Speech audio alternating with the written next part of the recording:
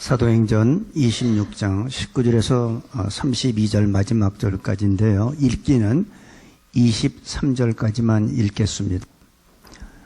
사도행전 26장 19절에서 23절.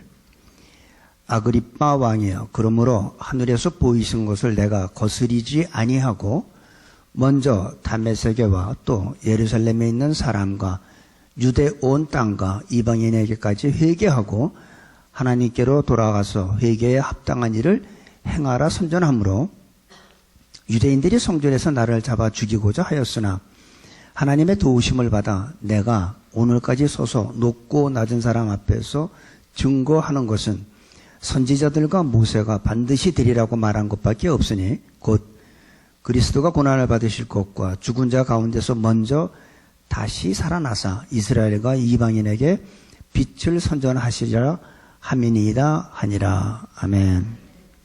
우리가 지난 시간에 보면 26장에 보면 바울이 이제 아그리빠 왕 앞에서 변명하는 모습이 나옵니다. 그런데 그 다메섹에 예수님을 믿는 자들을 잡으러 가는 그 아그리빠 왕 앞에서 이 바울이 자기의 간증을 하는데, 자기가 예수님을 믿기 전에 얼마나 자기가 예수 믿는 사람들을 핍박을 했고, 심지어는 외국까지 가서 예수 믿는 사람들을 잡아 감옥에 가두고, 그 일을 하러 가는 도중에 다메섹 도성에서 이제 빛을 만났고, 바로 예수님을 만나고 예수님께서 바울을 사왕과 증인으로 삼겠다고 하셨습니다. 그래서 우리들도 사실은 사왕과 증인의 삶을 살아야 되는 거죠. 자기가 어떻게 예수님을 만나기 전에 자기의 삶에 대해서 얘기하고 예수님을 만나게 된 동기를 설명하면서 이제 오늘 이제 19절에 나오는데, 자기가 이렇게 유대인들이 자기를 죽이려고 하는 것은 바로 예수님을 증거하기 때문에 자기가 이렇게 핍박을 받는 것이다, 이렇게 얘기를 합니다. 대부분 사람들이 핍박을 받는 것은 예수님을 증거하다 핍박받는 사람들은 많지가 않아요. 뭐 있겠죠. 근데 대부분 사람들이 왜 핍박받습니까? 자기 문제로, 자기의 욕심 때문에 자기의 어떤 이익을 추구하다가 겪는 고난이죠. 근데 바울은 순전히 예수님을 증거하다가 받는 핍박이에요. 고난이에요. 감옥에 갇히고 죽을 고비를 넘기고. 자기도 과거에는 그런 사람이었다. 아주 엄한 바리새파 중에서 엄한 교육을 받고 율법의 의로는 흠이 없을 정도로 자기가 그런 삶을 살았지만 예수님을 만난 후에 나는 달라졌다는 겁니다. 그러고선 오늘 이제 19절에 보니까 아그리빠 왕이여, 그러므로 하늘에서 보이신 것을 내가 거스리지 아니하고, 다시 말해서 하늘로부터 음성이 들리고 빛이 임했는데 그것을 내가, 주님께서 말씀하신 것을 내가 듣고 순종했다는 거죠. 그래서 주님의 말씀을 듣고 순종한 것 때문에 내가 이렇게 핍박을 받는 거다. 유대인들이 날 죽이려고 하는 거다. 왜? 예수님이 뭐라고 말씀하셨죠? 사왕과 증인을 삼았는데 어두운 가운데 있는 자들을 빛 가운데로 인도하라고. 사탄한테 잡힌 자를 하나님께로 인도하라고. 그리고 그들을 하나님의 기업, 다시 말해서 예수님을 믿고 죄사함 받고 하나님의 자녀가 돼서 하나님의 기업을 유업으로 받게 하기 위해서 예수님께서는 바울을, 또 우리를 사왕과 증인으로 삼았습니다. 그래서 아그리빠 왕에서 지금 얘기하는 게 20절에 보니까 먼저 다메섹과 예루살렘에 있는 사람과 온 유대 땅과 온 땅과 이방인에게까지 회개하고 하나님께 돌아가서 회개에 합당한 일을 행하라 선전함으로. 그러니까 자기가 이렇게 핍박받는 거는 하늘에서 주신 그 주님의 음성을 듣고 그거 순종하다 보니까 내가 이렇게 어려움을 당한다는 거죠. 우리는 왜 어려움을 당하게 됩니까? 예수님을 증거하다가 진짜 우리는 어려움을 당한 적이 있나요?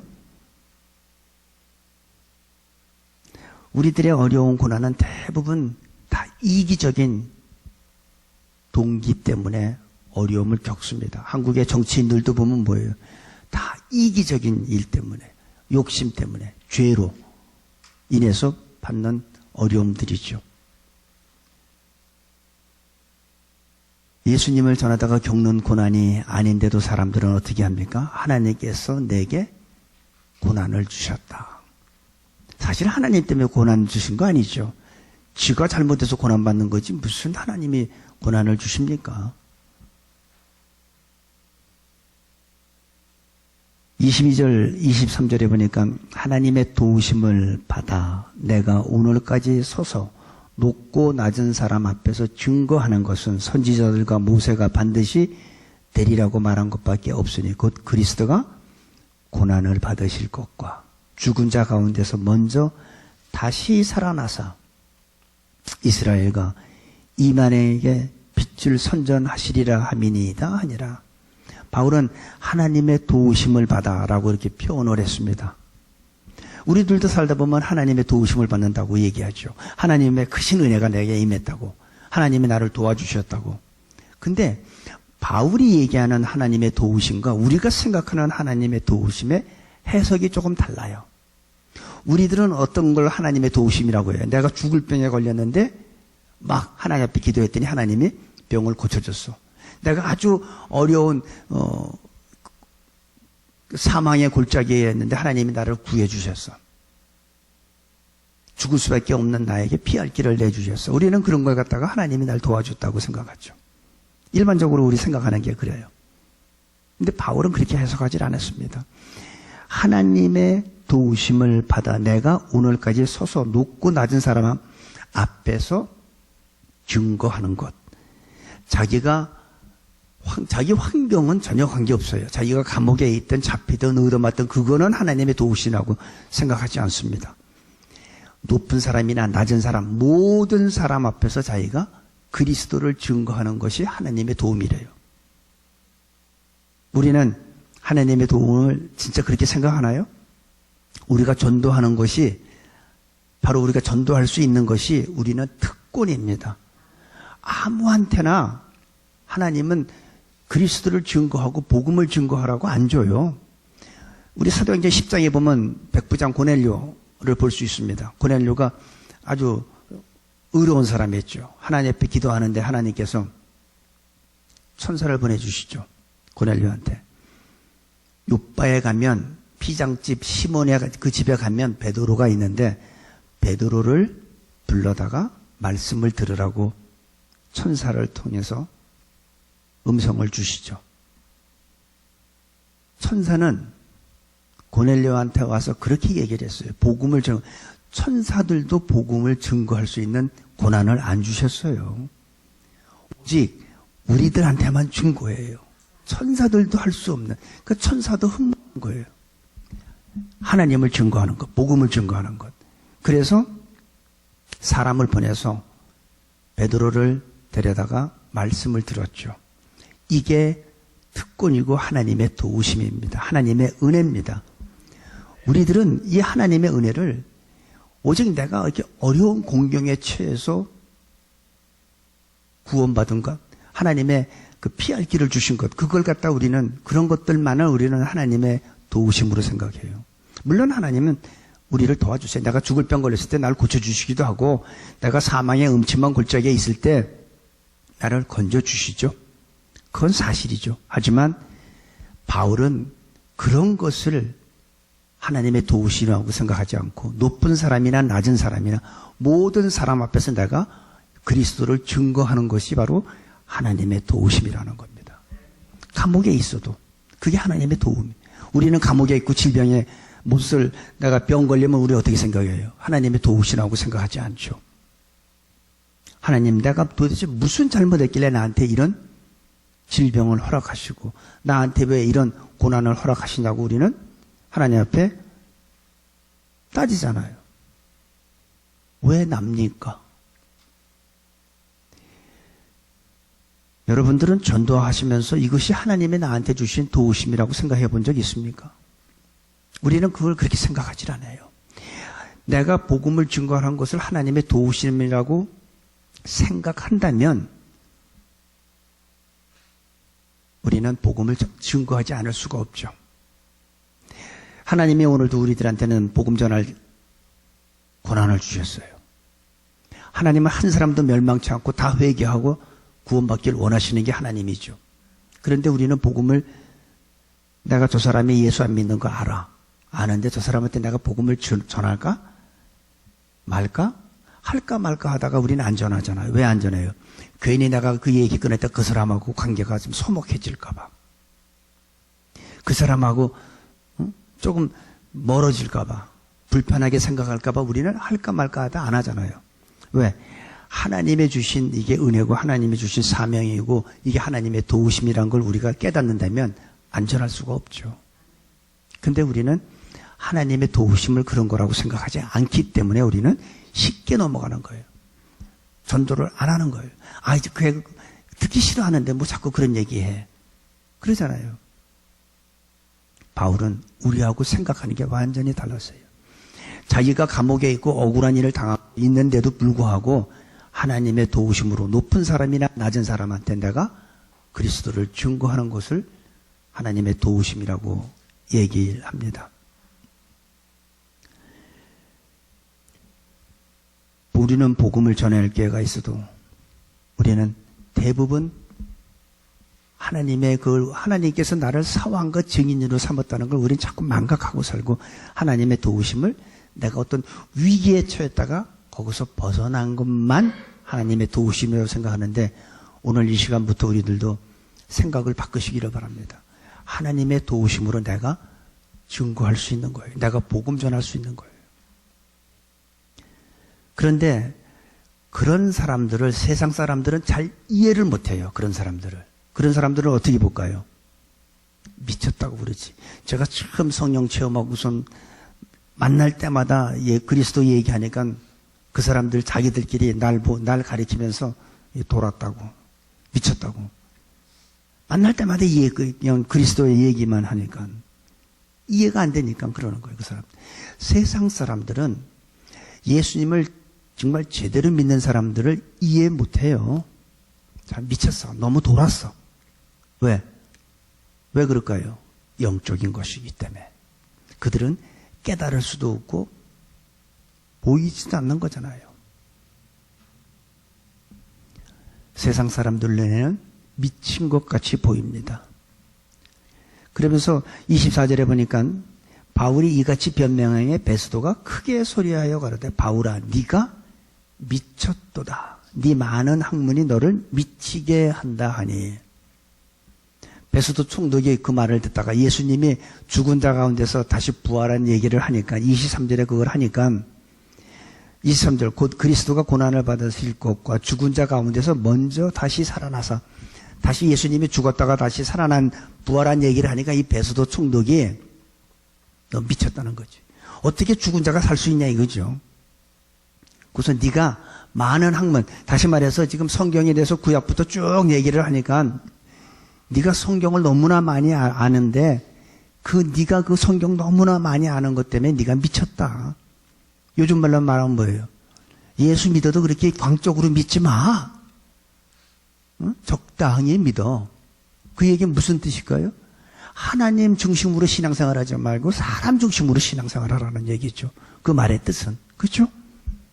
왜 그렇게 믿니? 그렇게 믿어야 적당히 믿어. 그렇게 믿는 건 아니야. 그건 너무 이상하게 믿는 거야. 이제 베스도가 그 얘기하는 거예요. 베스도는 로마 총독이니까 모르죠. 이 기독교에 대해서 잘 모르죠. 근데 아그리파 왕은 헤롯 대왕의 손자니까 알 수밖에 없죠. 헤롯 대왕은. 그러면서 네가 미쳤다. 네가 바울이 이같이 변명하며 베스도가 크게 소리하여 가로되 바울아 네가 미쳤도다. 네 많은 학문이 너를 미치게 한다 하니. 바울의 말을 듣고 베스도 총독은 크게 소리 질렀어요. 넌 미쳐도 아주 그냥 완전히 크게 미쳤구나. 어떻게 사람이 다시 살아? 어떻게 죽은 사람이 다시 부활해? 이 얘기죠.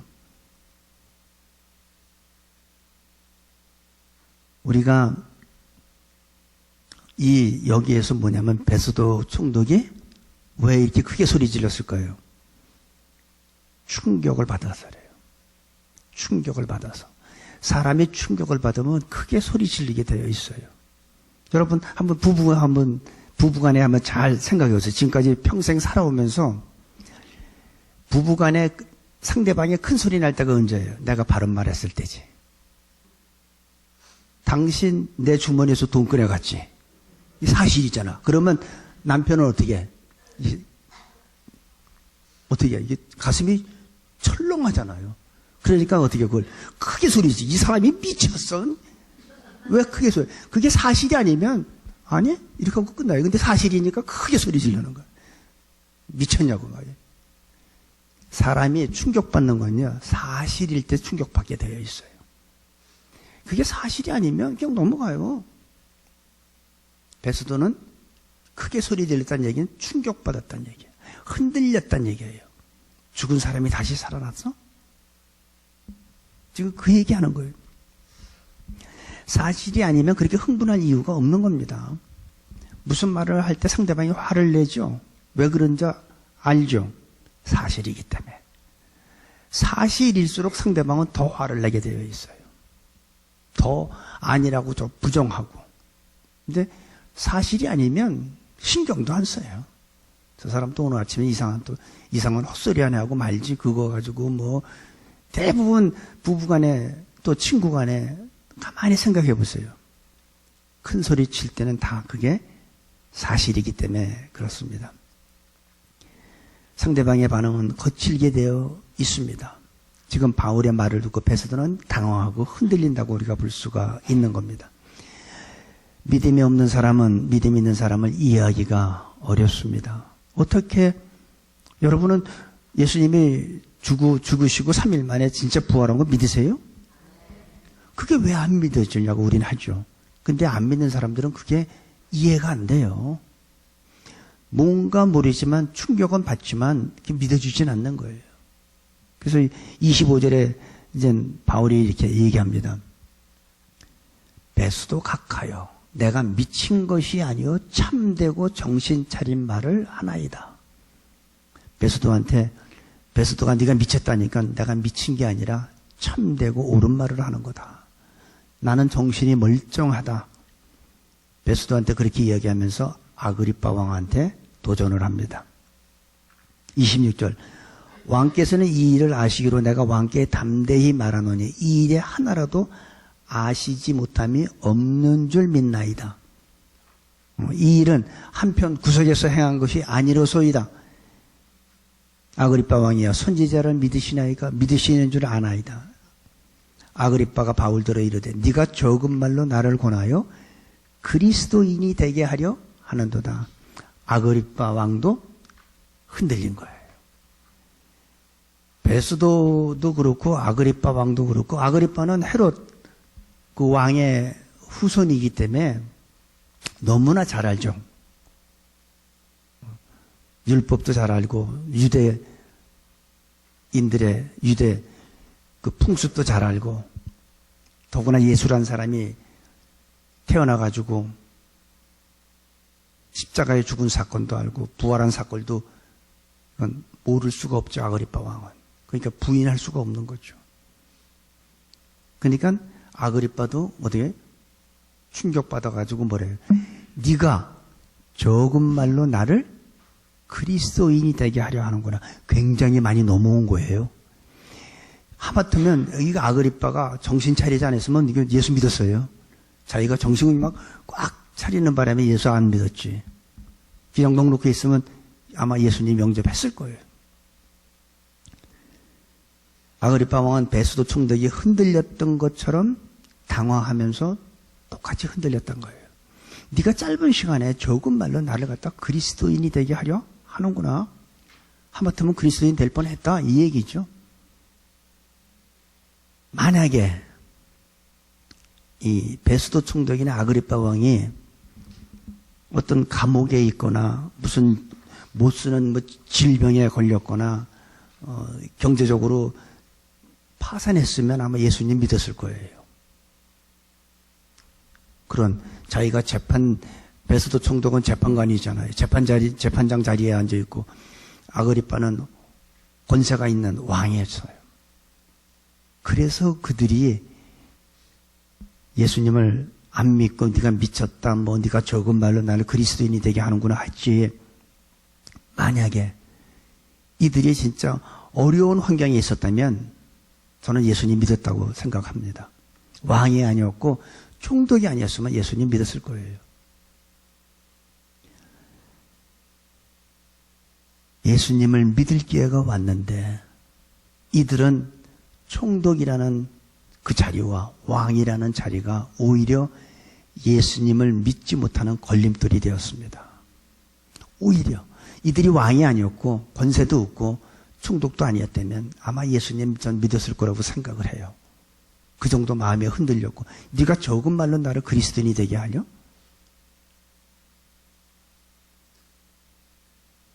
우리들도 살다 보면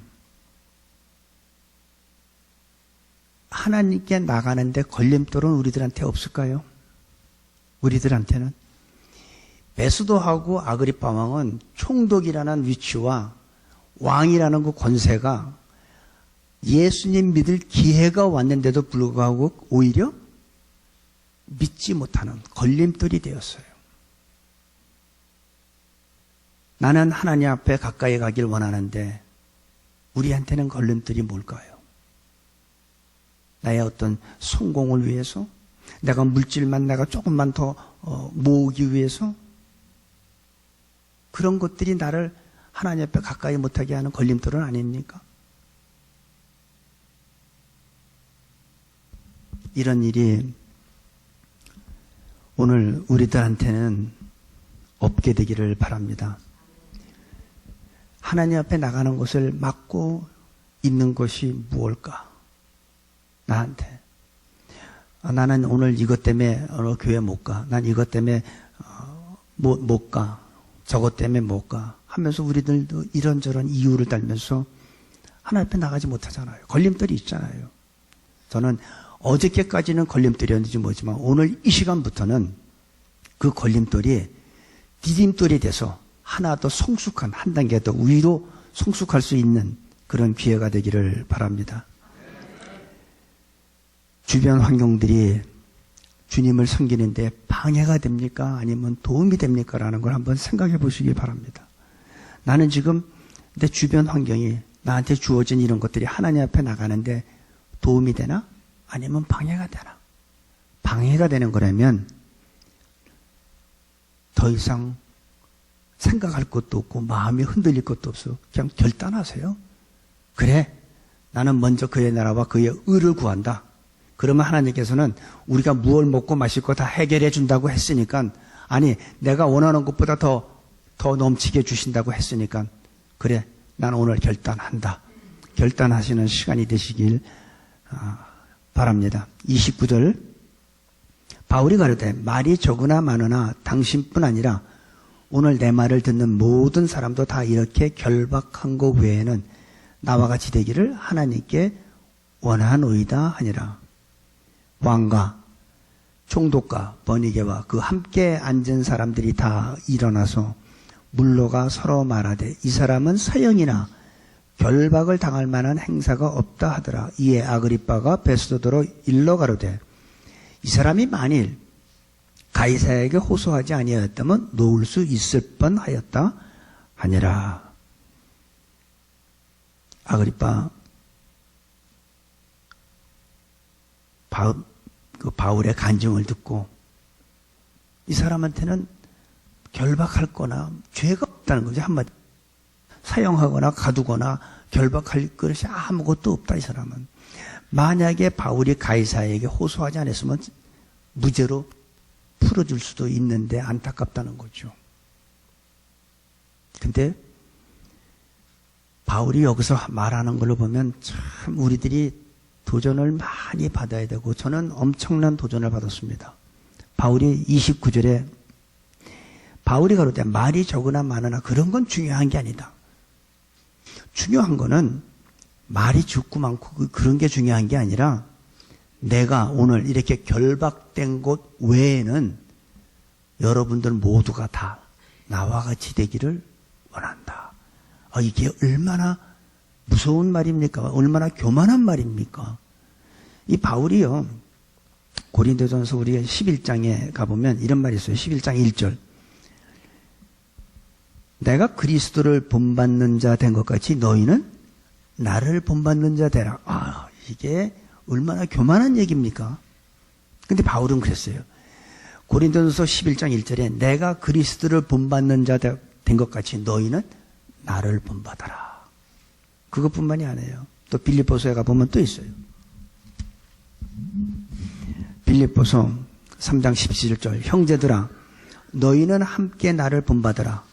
또 우리로 본을 삼은 것 같이 그대로 행하는 자들을 보이라. 형제들아 너희는 함께 나를 본받으라. 이게 바울은요, 이게 교만한 게 아니라 진짜 바울은 대단했던 사람이에요. 제가 여러분한테 성도님들 나를 본받으세요 그러면 뭐라고 그럴까요? 여러분들이 저 사람 또 오늘 아침에 약을 안 먹고 왔네, 왜 저런 헛소리해? 그럴 거 아니에요. 근데 바울은 그렇게 했어요. 내가 이렇게 결박된 거 외에는 여러분 모두가 다 나와 같이 되기를 원한다.